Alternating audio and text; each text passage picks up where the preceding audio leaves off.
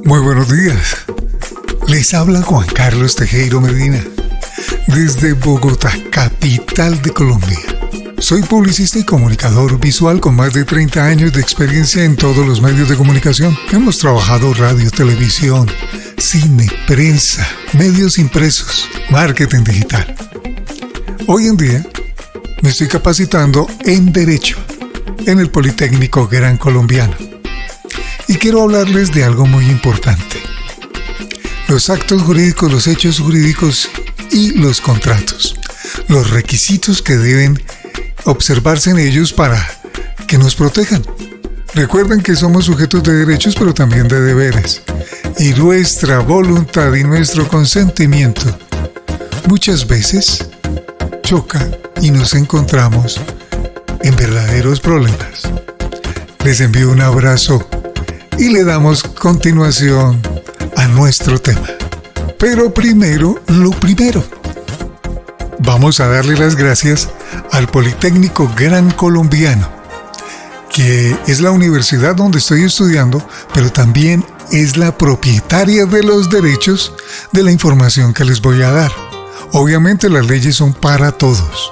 La Constitución nos acoge a todos, pero los temas tienen un autor, aquella persona que se esmeró porque hoy pueda yo darlas a conocer, ojalá con el 100% de la sabiduría que está en ella escrita.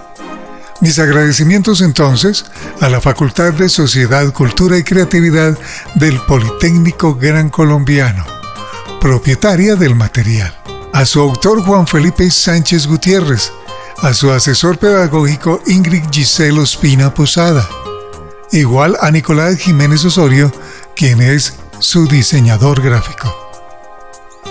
Los actos jurídicos, los actos y los hechos jurídicos, son la materialización del estudio de la voluntad humana como aspectos relevantes para el derecho y particularmente para la creación, modificación o extinción de las relaciones jurídicas como una especie de las relaciones humanas.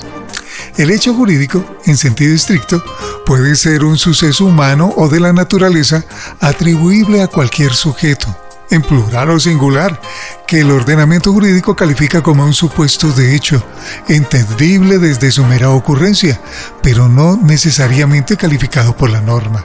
Es decir, son hechos jurídicos todos los acontecimientos en los que no media la voluntad del ser humano. Un ejemplo de ellos es, por ejemplo, un huracán. Es un hecho natural que movió una matera que estaba en un balcón y esa matera cayó sobre un automóvil que es propiedad de una persona. Y debemos evaluar de quién es la responsabilidad, siendo este un hecho natural que genera hechos jurídicos. Si nos damos cuenta, cayó sobre la propiedad, pero ¿de quién es la culpa? Indagaremos más adelante sobre esto. Y el acto jurídico. Se le ha dado múltiples pero concordantes definiciones. Por ejemplo, se ha dicho que el acto jurídico es la manifestación de la voluntad intencionalmente dirigida a la producción de efectos de derecho o la alteración del status quo en la que media la presencia y actividad del ser humano, a sabiendas de que calificar la interacción de la voluntad del ser humano con su entorno es una tarea mucho más compleja que la calificación de las meras circunstancias. Se ha precisado la existencia de dos clases de acto jurídico: un acto jurídico stricto sensu y un acto jurídico lato sensu. ¿Qué es lato sensu y stricto sensu? Norma. Una regla que debe ser observada. En sentido amplio, lato sensu es toda regla de comportamiento, obligatoria o no. Y en sentido estricto, stricto sensu, es una regla que impone deberes y confiere derechos. El acto jurídico en sentido estricto o stricto sensu supone, al igual que el hecho jurídico en sentido estricto, un mero supuesto de hecho cuya relevancia presume exclusivamente la comisión del supuesto y una consecuencia jurídica. Esto habida cuenta de que tratan de actos en los que no se persigue un efecto jurídico. El acto jurídico lato sensu se puede relacionar entonces como un negocio jurídico, es decir, una disposición de voluntades que sí pretenden generar efectos jurídicos. Nos vamos a sentir un poco incómodos con la terminología porque no la conocemos, pero a medida que nos vamos introduciendo al tema y nos vamos familiarizando con él, vamos a adoptarla y vamos a trabajar con ella para lograr nuestros propósitos de conocimiento y defensa de nuestros derechos. Es así como vamos a entrar a lo que llamamos el principio de la autonomía privada de la voluntad. Pues normalmente entenderíamos privada de la voluntad, o sea que no lleva voluntad, pero entonces vamos a leerlo bien. Principio de la autonomía privada, quiere decir de su voluntad, de su individualismo, de lo suyo, de la voluntad. El concepto de voluntad supone especial interés para las disciplinas jurídicas del derecho privado, particularmente desde el principio de la autonomía privada de la voluntad.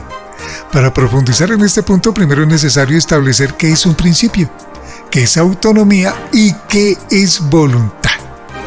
Bueno, ¿qué es un principio? Pues digámoslo así generalmente.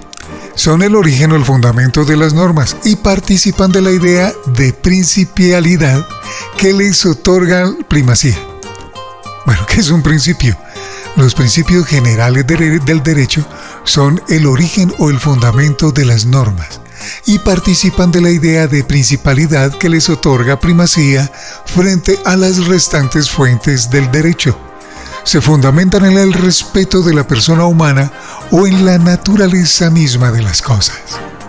Son enunciados normativos que expresan un juicio deontológico o un deber ser.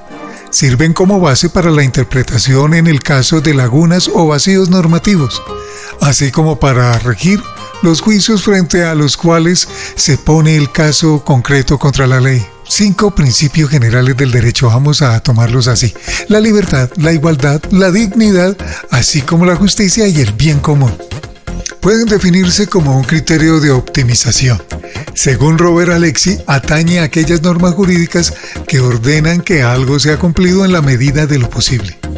Para determinar la posibilidad de realización del mandato de dicha norma, es necesario tener en cuenta 2 aspectos: la posibilidad material y la posibilidad jurídica.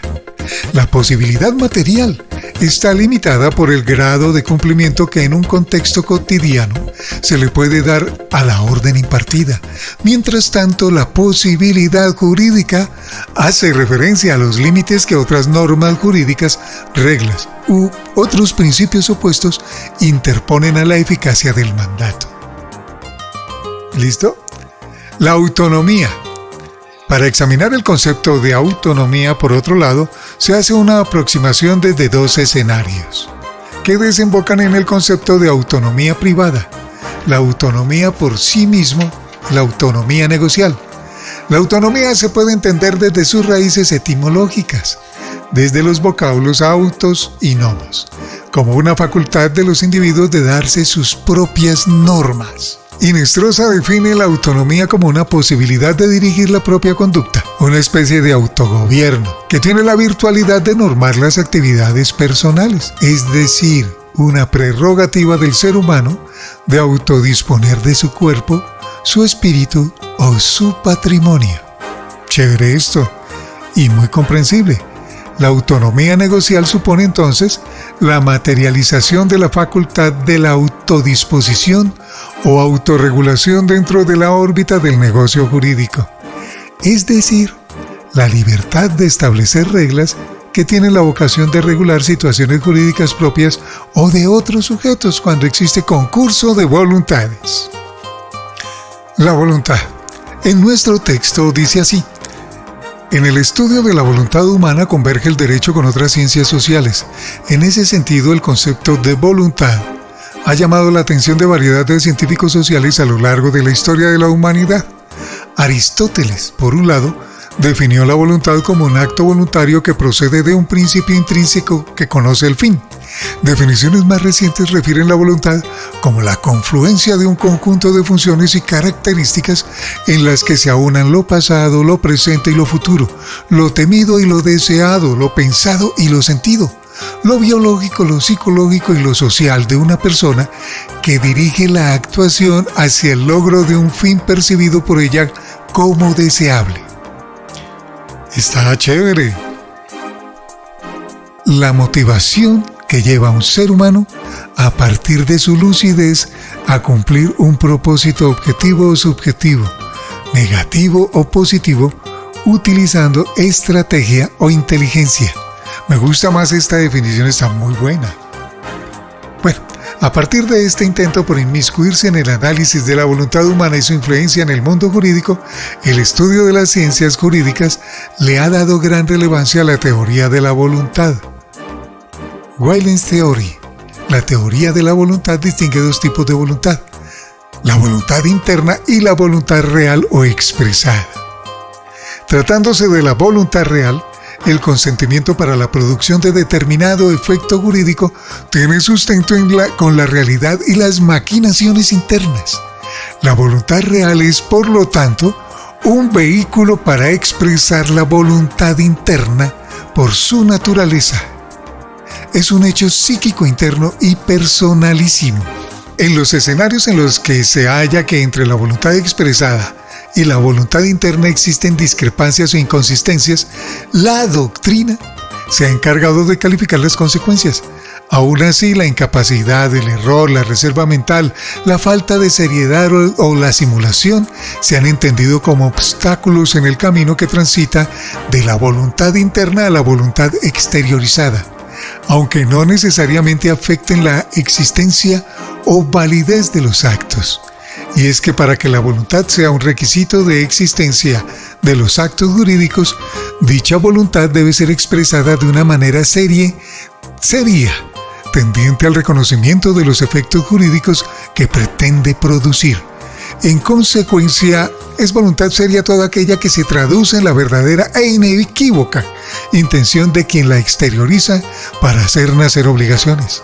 En conclusión, el entendimiento del principio de la autonomía privada de la voluntad y del propio concepto de voluntad es el reconocimiento de la esencia misma de las disciplinas encargadas del estudio de las ciencias jurídico-privadas y de su construcción teórica como un trabajo multidisciplinario en el que confluyen otras ciencias sociales y del que se han desarrollado diferentes teorías tendientes a la clasificación conceptual de la voluntad como la referida Weyland's Theory. Yo personalmente he tenido que estudiar todo esto desde el comienzo para poder generar un criterio acerca de dos contratos que me perjudicaron. Uno que fue a nivel comunal o a nivel sociedad dentro de mi propiedad horizontal. Yo vivo en un conjunto bastante particular, en el cual, pues, se presume que unas personas nos engañaron con diversos tipos de contratos, unos simulados, relativos, etc., con dolo, con premeditación, con culpas leves, etc., que quería comprender de qué se trataba. Y lo otro es uno muy particular en el cual me ofrecieron, en pago de unos dineros, una tierra que al parecer pertenece a una persona que no la quiere entregar y que me fue entregada a mí como parte de pago o no pago, etc. O sea, un engaño, y quiero llegar a la conclusión en verdad de qué se trata. Lo único que sé es que estoy perjudicado, porque ni dinero ni tierra, pero sí tengo un documento que al tal parece es un engaño. Entonces quiero desarrollarlo. En la medida que nos introduzcamos dentro de esta charla, lectura del conocimiento, vamos a ir encontrando los conceptos que van a aclarar esta duda contractual, donde hubo, o a lo mejor presumo, engaños, maquinaciones, en fin, delitos. La formación del consentimiento. Entendida la voluntad o el consentimiento como un elemento esencial para la construcción de las relaciones jurídicas, es momento de comprender la declaración de la voluntad como un proceso que se compone de dos elementos, uno subjetivo y otro objetivo. El elemento subjetivo hace referencia a la voluntad propiamente dicha, y el elemento objetivo a la manifestación de dicha voluntad que tiene por objetivo la obtención de una consecuencia jurídica. Esa manifestación la podemos ver en los contratos, por ejemplo. La negociación en el contexto del derecho privado económico implica un acercamiento de las futuras partes contractuales con el fin de obtener información relevante como condiciones, expectativas, intenciones, fines y objeto del futuro negocio jurídico.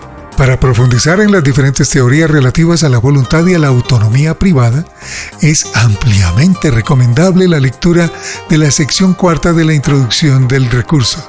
Inestrosa Fernando 2015, Tratado de las Obligaciones, 2 de las fuentes de las obligaciones. El negocio jurídico, volumen 2, páginas 115 a la 214.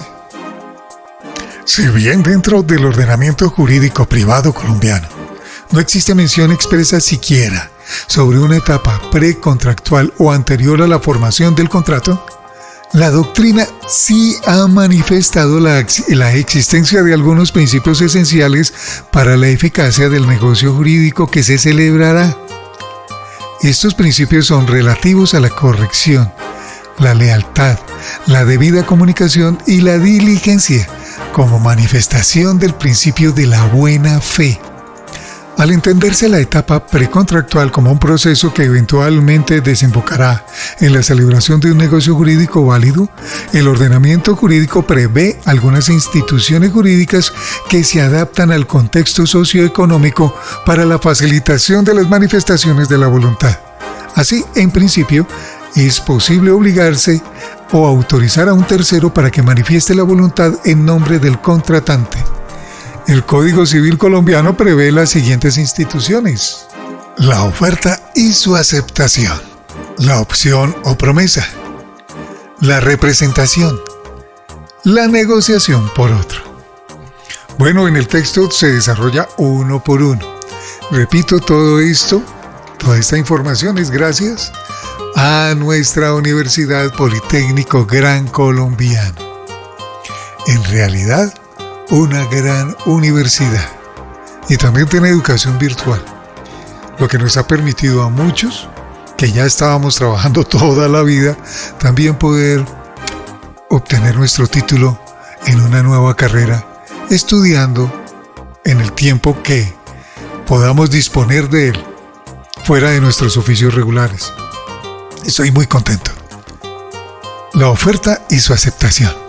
El negocio jurídico se materializa con la aceptación de la oferta, aun cuando el Código Civil sería la norma llamada a regular los aspectos relacionados con la oferta, es decir, acudir al Código de Comercio para intentar descifrar los aspectos de esta institución.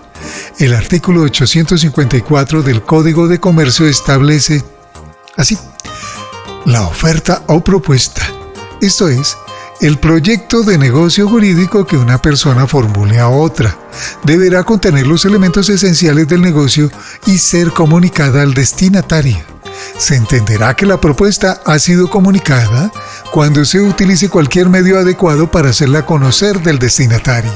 La oferta, en términos sencillos, resulta en la propuesta de celebración de un negocio jurídico que una persona le hace a otra, así sencillo. En los escenarios en donde una oferta va dirigida a un número plural de personas determinadas o indeterminadas, la oferta pasa a llamarse policitación o simplemente licitación. Además, para que la oferta pueda ser considerada como tal, debe contener todos los aspectos relativos al negocio jurídico que se pretende celebrar. Pues de estos aspectos, el destinatario de la oferta decidirá o no su aceptación y, por ende, el perfeccionamiento de la convención o el contrato. En los eventos en que los aspectos esenciales de las propuestas sean modificados por el destinatario de esta, se entenderá una nueva propuesta, y quien primero ejercía el rol de oferente sería, a partir de la recepción de la contraoferta, el destinatario de ella. Lo mismo ocurre cuando la oferta es aceptada con condiciones o de forma extemporánea, tal y como lo establece el artículo 855 del Código de Comercio. Otro aspecto relevante de la oferta es su irrevocabilidad, y es que en el artículo 846 del Código de Comercio determina que el emisor de una oferta debe pagar los perjuicios al receptor de esta en el evento en que unilateralmente la revoque, siempre y cuando el receptor sea una persona determinada y la oferta haya sido efectivamente comunicada. Por ejemplo, esas ofertas que nos aparecen en los medios, televisor a tal precio, y va uno o no lo encuentra o tiene otro precio. Cuando la oferta esté destinada a personas indeterminadas, como el comerciante que muestra sus productos en una vitrina, la obligatoriedad de la propuesta persiste mientras los bienes se mantengan exhibidos. Esto en los términos del artículo 846 del Código de Comercio. Tenemos códigos en todo, o sea, ahí no hay ninguna disculpa.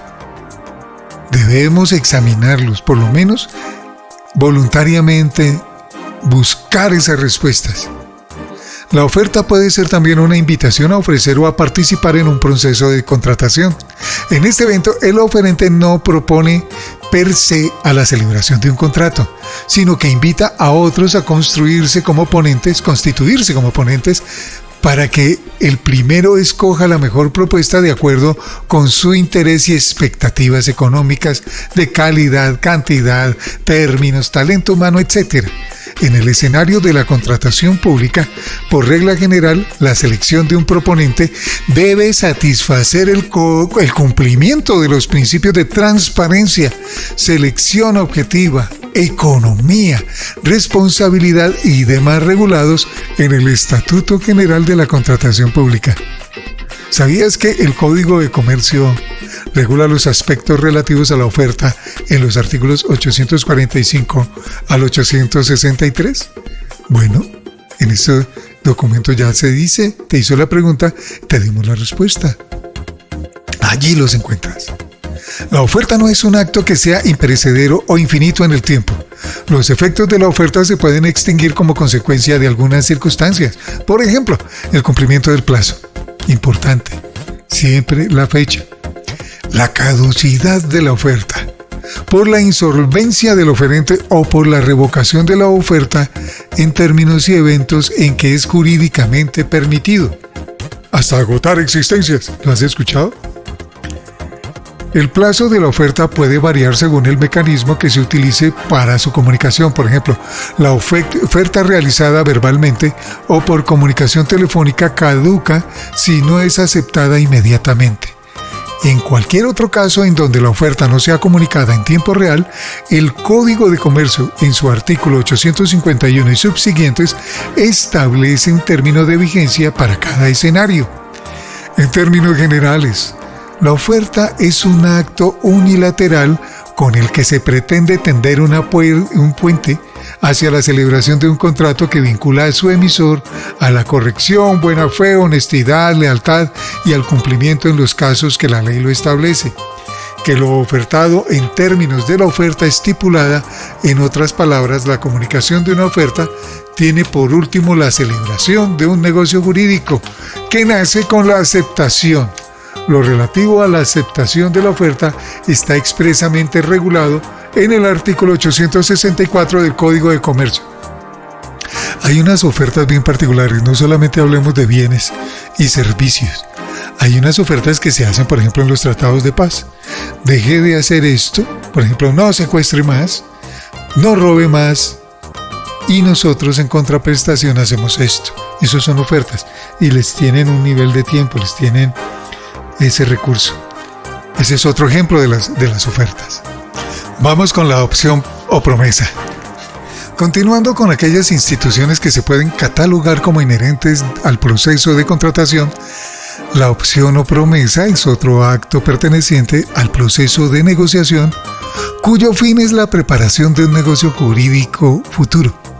A diferencia de la oferta, la opción o promesa son verdaderos contratos de los que nacen obligaciones. En este caso, una obligación que obliga a obligarse. Es por esto por lo que la opción o promesa, en palabras de Hinestrosa, es un contrato medio cuya finalidad es la de tender un puente al contrato fin, razón por la cual es unilateralmente irrevocable. Entonces, la opción o promesa hace referencia a aquellos actos tendientes a perfeccionar en el futuro un negocio jurídico, mientras la promesa supone un acto en el que un sujeto se obliga a celebrar determinado acto en relación con otro sujeto. La opción solo termina por obligar a una de las partes. Para que una promesa sea realmente vinculante, es necesario el cumplimiento de ciertos requisitos establecidos en la ley y particularmente los siguientes. A.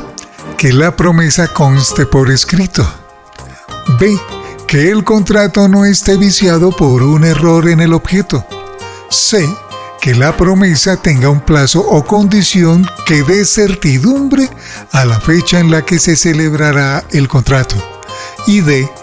Que para el perfeccionamiento del contrato solo haga falta alguna de las solemnidades consagradas en la ley o el mero acto de tradición de la cosa. Adicionalmente, la doctrina ha establecido requisitos adicionales tendientes en la determinación de los elementos esenciales del negocio definitivo que se pretende celebrar. Essentialia negoti. En ese sentido, el contrato de promesa debe contener siquiera acuerdos sobre los elementos esenciales propios del tipo de contrato que se pretende celebrar. Un contrato de promesa de compra-venta debe hacer referencia a una cosa individualizada y su precio. Por otro lado, el profesor Arturo Valencia Sea define la opción como la obligación que un contratante adquiere de celebrar un negocio en caso de que la otra parte se decida a ello. La ley determina que la opción impone a quien la concede la obligación de cumplir el compromiso, siempre y cuando dicho compromiso esté sometido a un plazo o condición. En el evento en que haya transcurrido un año y las partes no hubiesen ampliado este término, la opción se entenderá por fallida. En otras palabras, la opción obliga únicamente al promitente en cuanto al promisionario o beneficios. La persona a la que va dirigida la opción acepta el contenido del contrato con las obligaciones y condiciones allí estipuladas por el promitente, teniendo en cuenta que el contenido obligatorio de la opción recae exclusivamente en quien unilateralmente, promitente, ofrece la celebración de un negocio. El promisario está en absoluta libertad de determinar o no su aceptación, no recayendo responsabilidad alguna sobre este en virtud de la decisión tomada. Ahora pasamos a la representación. Ojo a esta porque la encontramos en todas partes y creemos que es así de sencillo y tiene unos compromisos. La representación no es más que la actuación de una persona en nombre de otra, estando facultada por esta o por la ley. Las actuaciones de una persona que obra en nombre de otra son válidas y producen los mismos efectos jurídicos que se hubiesen producido si la persona en nombre propio hubiese celebrado el acto. En la doctrina, los actos relativos al otorgamiento de facultades de representación son clasificados dentro de los actos preparatorios del contrato. La doctrina clásica refiere 3 condiciones para que la representación sea válida: el poder de representación, la voluntad del representante de obrar en nombre de su representado y, por último, la voluntad de contratar. Existen además en nuestro ordenamiento jurídico 3 tipos de la representación, a saber, la representación judicial, como la de un curador designado por un juez, la representación legal, como la representación de una madre con su hijo, y la representación convencional, cuando la representación proviene de un contrato.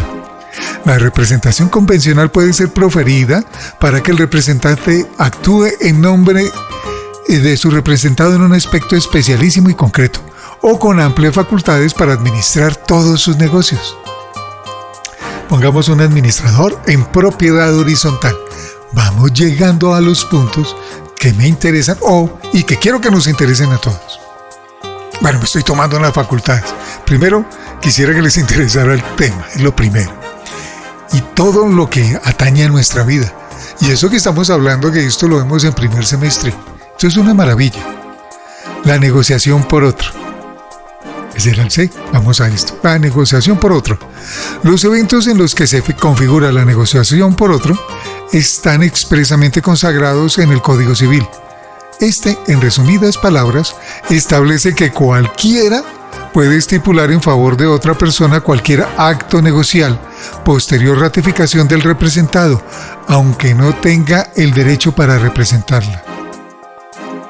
En los casos en los que el representado no ratifique lo pactado por quien negoció, no solo no se obliga a cumplir la prestación objeto del negocio, sino que la contraparte negocial estará facultada para exigirle a quien negoció la indemnización de los perjuicios ocasionados por el no nacimiento de la obligación. Estas cosas se hacen y puede uno verlas terribles, que me pareció un ejemplo que encontré dentro de la copropiedad en la suplantación de una identidad, que nombraron a un consejero que había, que no, llamémoslo inexistente, porque había renunciado y lo metieron dentro de un quórum para aprobar el contrato de un nuevo administrador. El señor ni siquiera opinó, pero como dice la ley, que mínimo debe haber 3 consejeros para tomar la determinación, pues ellos simplemente se reunieron 2 y a él lo nombraron como un tercero, pero sin consultarle que iban a tomar determinada actitud sobre ese contrato. Ni siquiera lo tomaron en cuenta, pero lo metieron de relleno para que no dijera ni fu ni fa. Es terrible, esto cabe en la denuncia, pero quiero que en la medida que transcurra este podcast, poder implantar en la mente de los que me escuchan si esto tiene una licitud, si fue bueno o fue malo. Y vamos a destrabar este asunto y esta duda entre todos. La Sala de Casación Civil de la Corte Suprema de Justicia ha manifestado que la negociación por otro en ningún caso es semejante a la representación, puesto que la voluntad del sujeto no interviene en la estipulación realizada por quien negocia en su nombre.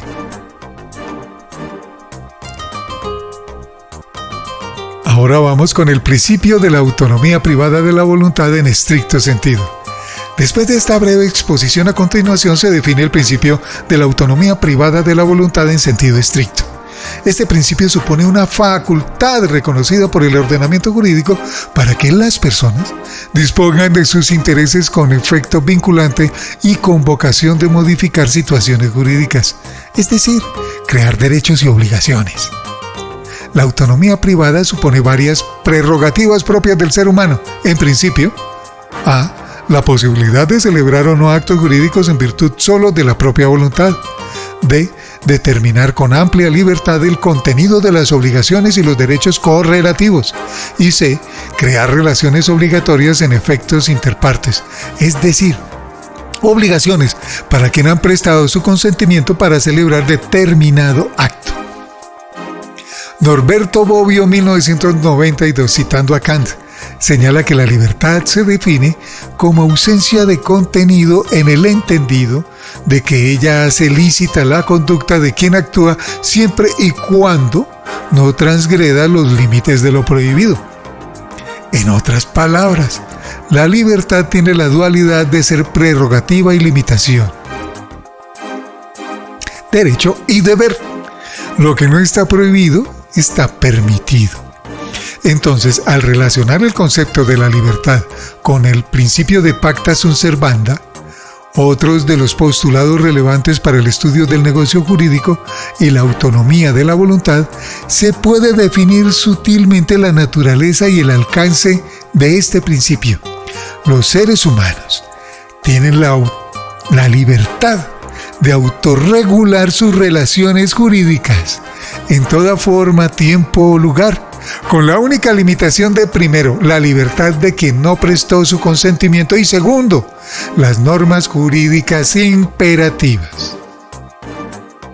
Los límites a la autonomía privada de la voluntad, la constitucionalización del derecho privado. No fue en vano mencionar que un principio es un mandato de optimización. La autonomía privada de la voluntad, al ser un principio de antonomasia, reviste limitaciones e imposibles como la libertad. No es absoluta. Es importante para este estudio determinar los tan mencionados límites, las normas imperativas, el orden público, el efecto irradiador que suponen los dogmas de la Constitución política para la regulación de cada relación jurídica. El orden público es cuando menos interesante para entender los límites de la autonomía privada. Las normas de origen público son inderogables. No son sujetas a negociación por ningún sujeto, pues tienen por fin la protección de los valores del Estado, es decir, los fines mismos del Estado. Son normas de orden público, por ejemplo, las normas tributarias, las normas relativas al Estado civil, las normas relacionadas con la seguridad nacional, los derechos fundamentales, algunas normas que regulan las profesiones, las normas que regulan el acceso efectivo a la justicia o las que expresamente se señalan como tal. Los límites a la autonomía de la voluntad también se pueden encontrar en virtud de la constitucionalización del derecho. El concepto de constitucionalización supone una transformación del ordenamiento jurídico tendiente a impregnar sus normas de los mandatos constitucionales, haciendo de estas normas con relevancia no solo para las leyes per se, sino para las situaciones y relaciones jurídicas que éstas pretenden regular. Entonces, sabiendo que las normas de orden público y por ende las normas constitucionales son limitantes, el ejercicio de la voluntad es posible afirmar que el efecto constitucionalizador de la Constitución Política de 1991 tiene efectos tangibles en la autonomía privada en virtud de la garantía jurisdiccional de la Constitución, en la que los jueces pueden hacer control concreto de las relaciones jurídicas y por ende la posibilidad de aplicar directamente las normas constitucionales. B. La interpretación de las leyes del derecho privado con el rasero de las normas constitucionales. Y C. La jerarquía de la Constitución y su fuerza vinculante para cada asociado. De la necesidad de preservar el orden público emanan las normas jurídicas y estas a su vez establecen el alcance del orden como un verdadero limitante al ejercicio arbitrario de las libertades personales. En este sentido, autores como Hinestrosa clasifican el orden público en diferentes categorías en atención a su fuente virtual o textual, los aspectos que pretende controlar, economía, sociedad, política, etc., o la forma en cómo se pretende controlar, prohibiciones o mandatos. A modo de conclusión, es importante reafirmar que el hecho de vivir en sociedad implica el establecimiento de un orden en que los poderes públicos, el Estado, deben intervenir en la voluntad de los asociados para la protección de intereses comunes y evitar el abuso de las libertades. El principio de la buena fe. La buena fe es un principio consagrado en el artículo 83 de la Constitución Política, que exige a los particulares y a las autoridades ajustar sus comportamientos a una conducta honesta, leal y conforme a las actuaciones que se podrían esperar de una persona correcta. La buena fe presume la existencia de relaciones recíprocas con trascendencia jurídica que se basan en el comportamiento anteriormente descrito. El principio de la buena fe, consagrado en la Constitución, supone una presunción de que las actuaciones están enmarcadas por la buena fe.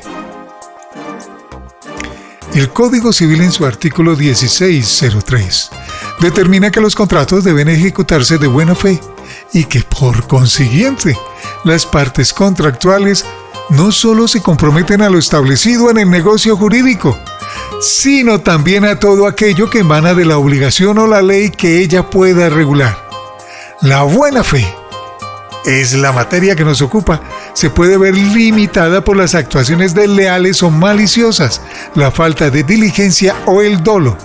La buena fe, tal y como se podrá estudiar con más detalle en las charlas venideras, tiene la virtualidad de regir cada una de las etapas de la formación de un contrato, su perfeccionamiento y la ejecución de éste.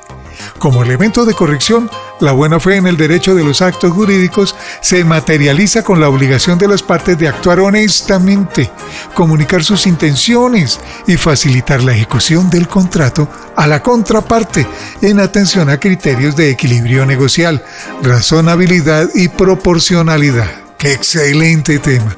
Bueno, y hasta aquí la primera charla de este podcast, que me parece genial, básico, pero que nos va escarbando en el cerebro, nos pone a buscar.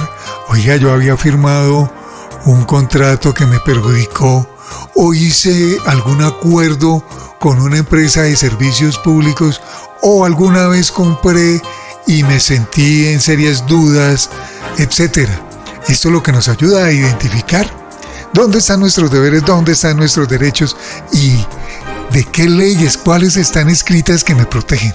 Qué bueno es esto, y es fácil y legal con Juan Carlos Tejero Medina. Basado en mis estudios en el Politécnico Gran Colombiano. Una maravilla todos estos argumentos. Como ya les dije, todo el material de lectura es propiedad de la Facultad de la Sociedad, Cultura y Creatividad del Politécnico Gran Colombiano. El autor textual de esto es el señor Juan Felipe Sánchez Gutiérrez, su asesor pedagógico Ingrid Gisela Ospina Posada. Vamos a pasar a algo de glosario, ¿les parece? Algunas frases, algunas palabras que nos hayan generado dudas. Por ejemplo, ¿qué es per se? Significa por sí mismo, por su naturaleza. Significa por sí mismo, por su naturaleza. Un ejemplo, este auto no puede considerarse una sentencia per se. No deseo, como ella, el matrimonio per se, sin importar cómo sea y qué se sienta. ¿Qué significa per se en Colombia? Por sí o por sí mismo. ¿Qué es doctrina en derecho? La doctrina es la fuente formal del derecho que está constituida por las opiniones escritas de los estudiosos del derecho al reflexionar sobre la validez formal, real o intrínseca de las normas jurídicas. Status quo. En Colombia, statu quo es una medida cautelar que busca frenar los actos perturbadores, retrotrayendo las cosas a su estado inicial. Un sinónimo de statu quo, pronunciado comúnmente, añadiendo la S final, es un término proveniente del latín que se emplea como sinónimo de estado de las cosas en un momento determinado. Status quo. Seguramente lo hemos escuchado muchas veces en las noticias. Finalizando este podcast, se despide de ustedes Juan Carlos Tejero Medina. Legal y fácil. Derecho para todos. Un abrazo. Nos vemos en el siguiente capítulo.